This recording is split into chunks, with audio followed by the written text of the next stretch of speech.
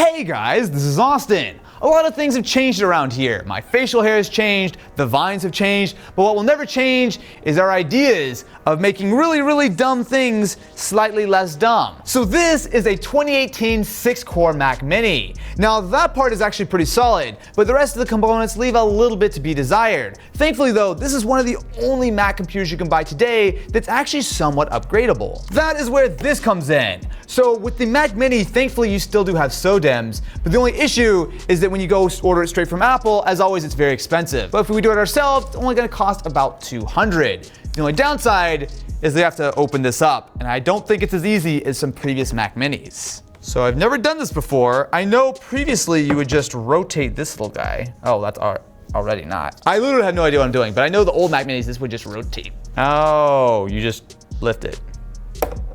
That's much easier, okay. Oh, well, yeah, before this was pretty much all you had to do. So we have the antenna cover out of the way. Now we can see the very small fan and heatsink, but what I don't see is this RAM. All right, and there is our fan. So we're getting closer. I see our CPU socket and what looks to be our heatsink. And this looks like the power supply over here. So now comes the part where I actually remove the motherboard. So if I just press it, oh, that's not so bad. So that is pretty much everything we need to do. Wait, where's the memory? Oh, it's underneath here. I was about to say, come on. So we pull out the old 8 gigs of memory. We can put in a full 32, and this should be a decent way along the Mac Mini Ultimate front. All right. So we now have 32 gigs of RAM in our Mac Mini. So with that out of the way, now it's time to upgrade our display game. So this is the giant LG 34-inch ultra-wide. Now we took a brief look at this at CES. But what's cool about it is it's actually a 5K by 2160 monitor. So think like ultra-wide 4K. The best part of this guy is that it does take advantage of Thunderbolt 3, although I think we've got some slightly more ambitious plans in mind. We drop it on the stand here. We've got a massive display. Now importantly, in addition to Thunderbolt 3, it also does support HDMI as well as DisplayPort. I am excited to give this a try. Some Thunderbolt action. Hey, all right. So there we go, we got our 5K display up. But is that enough for the Ultimate Mac Mini? Come on. Unfortunately, I can't actually log in yet because I don't have my keyboard, the Logitech Craft. I had that upside down. So this is actually sort of an interesting keyboard, and it has a little, what do they call this dial? The creative input dial? It's kind of like the Surface dial, except it works on Mac. Okay, we have the keyboard up and running. This is a super nice keyboard. I've actually never seen one of these in person. Not only does it charge via USB-C, but you've got the backlighting.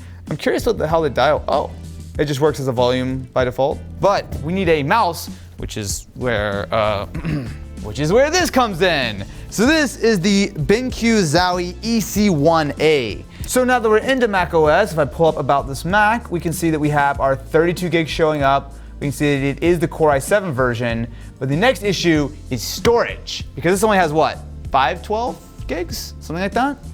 I think they do have a 2 terabyte option, but it's like $1,000. So instead, we have this. So this is the Pegasus R4. Now, if you guys have been watching the channel for a while, you know that we actually bought this for a project, it was probably like 3 years ago or something. So this is actually so old, it's still using Thunderbolt 2. With an adapter, we can get an additional fast 9 terabytes of storage into our Mac Mini. So we plug this into our second Thunderbolt port.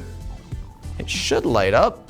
Yes, it is. I'll give it a little less slack on that cable. So something I forgot to mention earlier is that this Mac Mini does have not only the Core i7 inside, but it also importantly has the 10 gig Ethernet update. So we've actually switched a lot of our editing PCs over to these Mac Minis, and one of the main reasons we can do that is because we're working on a 10 gig server. So this is actually one of the main reasons why we have such a small and tiny computer running things, because it's way cheaper than stuff like iMac Pros, or building some giant 10 gig box when we can use this guy. So we're looking pretty good at this point, but we still have a couple of Thunderbolt ports left, which means that it's time to upgrade to actually one of my personal favorite accessories, the CalDigit Thunderbolt dock. So what I like about this guy is that with a single Thunderbolt cable, I can do stuff like, for example, if I have a Thunderbolt powered laptop, power with up to 85 watts of USB power delivery. There's a ton of USB-A ports. You've got SD cards. You've got a Thunderbolt out, so you go to, say, a 5K display like this. And you also get Ethernet built in. You've got DisplayPort. This thing is absolutely killer if you have a Thunderbolt-enabled computer. So this is actually looking pretty good. But the problem is that we're still running on an internal GPU, right? I mean, nothing against Intel UHD 620 graphics, but well, that's not gonna quite cut it. So what if we take advantage of our last Thunderbolt port to install a GPU? That is where this comes in. So this is the Gigabyte RX 580 gaming box. So we've actually done a couple of videos on this. So one of the nice things is that especially when you're dealing with Macs, this is one of the best GPUs to go with. But on top of that, it should give us a lot of extra power with our Mac Mini. If I can find my cable here. Oh, what? Well, that was easy. So now we have our 5K display running off of our RX 580. Okay, so we go to About This Mac. We now see that we have the Radeon RX 580 showing up. This is looking promising. I like how our resolution is so high. If we try to scale it to 4K, it gives us a low resolution warning. So if we fire up Unigine here, okay, we're getting 33, 34 FPS. That's certainly nothing crazy. When you consider that typically you're running Unigine on a PC, it's a full gaming setup. Right now we're running on a Mac Mini with an external Thunderbolt GPU. And that's actually one of my favorite parts about something like the Mac Mini. With all these Thunderbolt ports, you actually do have a lot of potential to expand. But what if?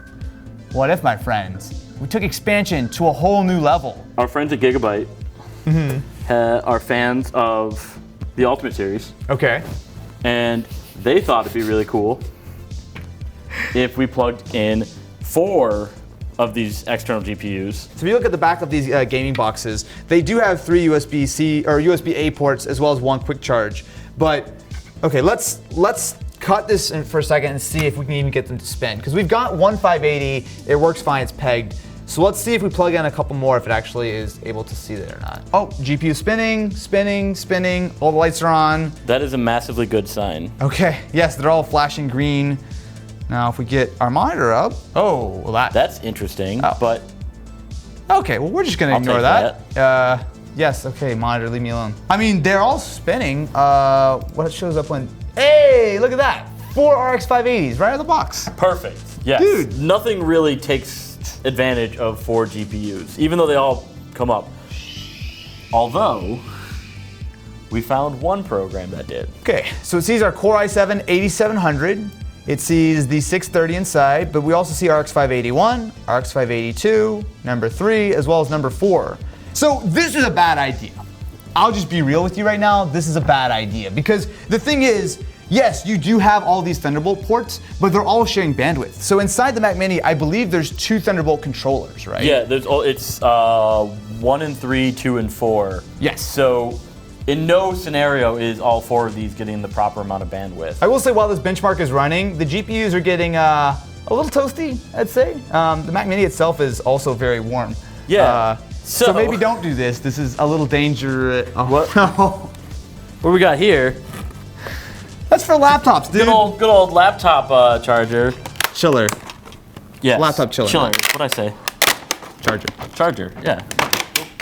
That's the cable. So one of the biggest problems with this is not the cost associated with it, the ridiculousness, the bandwidth. It's that in order for external GPUs to work, they need super short cables. And this is pretty much as far away as we can get. 54,201. That, I don't know. Well, for record. Yeah, what's like a 2080 gonna give you? I bet this is not as good as a 2080. I don't know what a 2080, I can tell you what it did without the GPU. Okay, sure. With the internal GPU only, it was 1982. Whatever unit of measurement so this is. 25 times better by adding 4 GPUs? Yes. So in conclusion, should you build the ultimate Mac Mini? Probably not. But I will say one thing, this Mac Mini is a lot better than a lot of people give it credit for. And if you go maybe a little bit less extreme than what we did here, you actually get some pretty solid performance. Yeah, I was looking away weird.